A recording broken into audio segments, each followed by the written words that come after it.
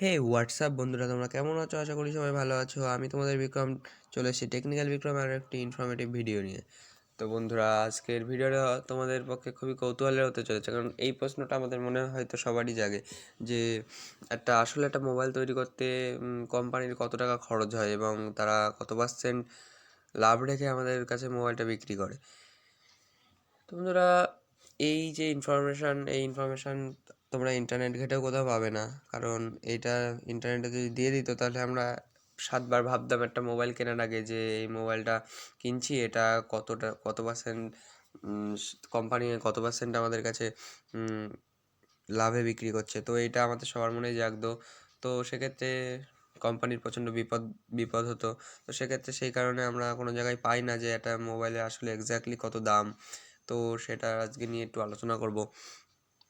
তো প্রতিনিয়ত একটা মোবাইলের ক্ষেত্রে প্রায় 300 রকম ইউনিট আছে যার দ্বারা তৈরি করা হয় আসলে মোবাইল। তো বন্ধুরা, এক্স্যাক্টলি তো বলা যায় না যে আসলে একটা মোবাইল কত দামে তৈরি হয়, কারণ জিনিসপত্রের দাম বেড়েই চলেছে। কোনো সময় বাড়ছে বা কোনো সময় কমছে, অর্থাৎ এক্স্যাক্টলি বলা যাবে না যে কোন ফোনটা কেমন দামে হয়। তো আমি জাস্ট তোমাদের একটা বলবো আর কি, যে তোমাদের বোঝানোর জন্য যে এটা এমন দাম হতে পারে আর কি। তো যাই হোক, তো শুরু করি।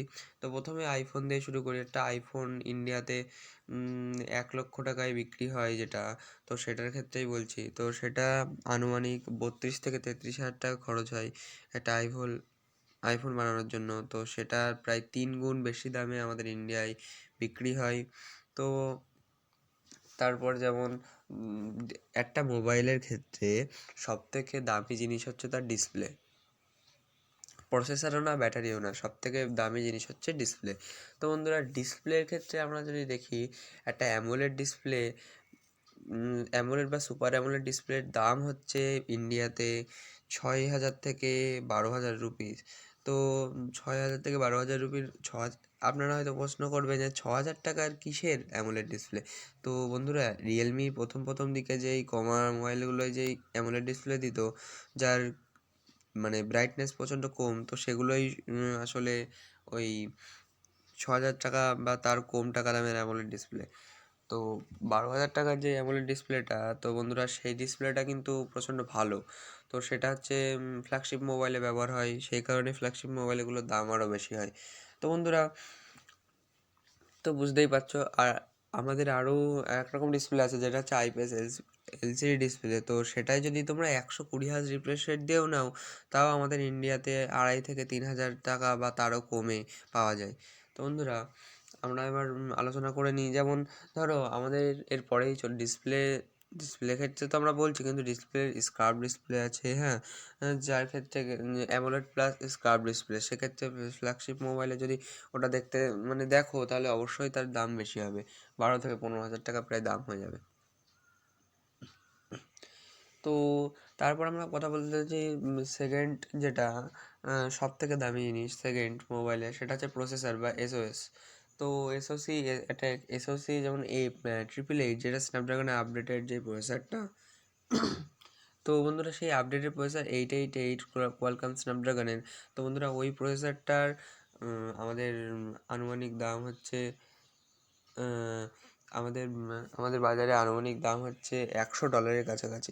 তো বন্ধুরা, এর আগেও আমাদের এসছিল কোয়ালকম স্ন্যাপড্রাগন হচ্ছে 865, মানে 865, যে প্রসেসরটা, ওটা আমাদের লঞ্চ করেছিল তখন কত ডলার, তখন হয়তো $60 কাছাকাছি লঞ্চ হয়েছিল। তো আমরা তখনও ভাবতাম যে এটা হচ্ছে সব থেকে দামি প্রসেসর। তো বন্ধুরা, সেটা আমরা ভুল ভাবতাম। তো আজকে দিনটা অনেকই পাল্টিয়েছে। তো সেক্ষেত্রে আমাদের প্রসেসরের দামও বেড়েছে, মোবাইলের দামও বেড়েছে। তো সেক্ষেত্রে কি আর বলবো বন্ধুরা। তো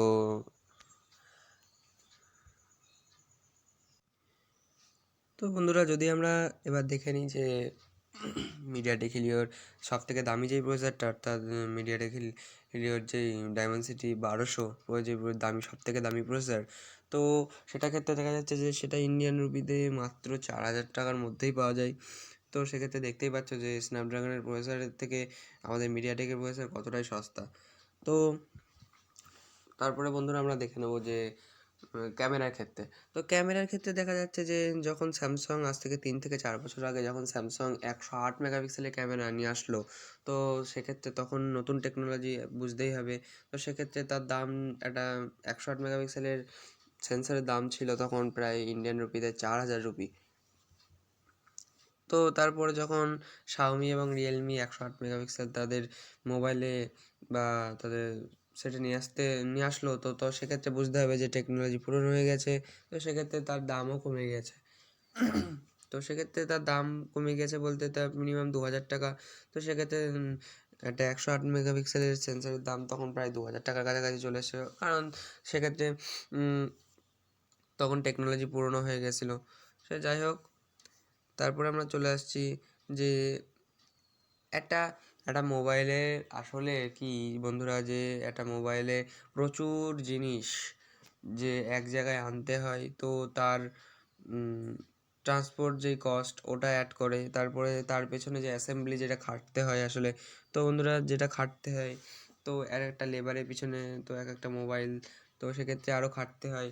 তো সেটার দিক থেকেও দেখতে হবে তার একটা কস্ট আছে। এবং যখন একটা মোবাইল, তো গুগল সেক্ষেত্রে তোমাদের মোবাইলে ইউটিউব বলে একটা অ্যাপ্লিকেশান এবং জিমেল বলে একটা অ্যাপ্লিকেশান, তো ইত্যাদি অ্যাপ্লিকেশান তো প্রথম থেকে দিয়ে থাকে। তো তার জন্য আলাদা রকম একটা চার্জ, অর্থাৎ $1 মতো একটা চার্জ দিয়ে সাবস্ক্রাইব করে রাখে তোমাদের ওই অ্যাপ্লিকেশানগুলো। তো ইন্ডাস্ট্রিতে ব্যবসা করার জন্য মেন দরকার প্রফিট। তো এত অ্যাড দিচ্ছে এবং এত খাটনি করে তো একটা মোবাইল বিক্রির জন্য তো প্রচণ্ড খাটছে ইন্ডাস্ট্রিগুলো প্রফিট করার জন্যই। তো তো সেক্ষেত্রে হাসিও পায় মাঝে মধ্যে। তো বন্ধুরা, ভিডিওটা এই পর্যন্ত। তো যদি তোমাদের ভালো লেগে থাকে তো প্লিজ লাইক কমেন্ট শেয়ার অবশ্যই করবে। তো বন্ধুরা, সাবস্ক্রাইবার আমার প্লিজ বাড়িয়ে দিও তোমরা, তো তোমাদের হাতেই সব কিছু। তো ভিডিওটা শেয়ার করো প্রচুর পরিমাণে, ঠিক আছে? ওকে বন্ধুরা, বাই।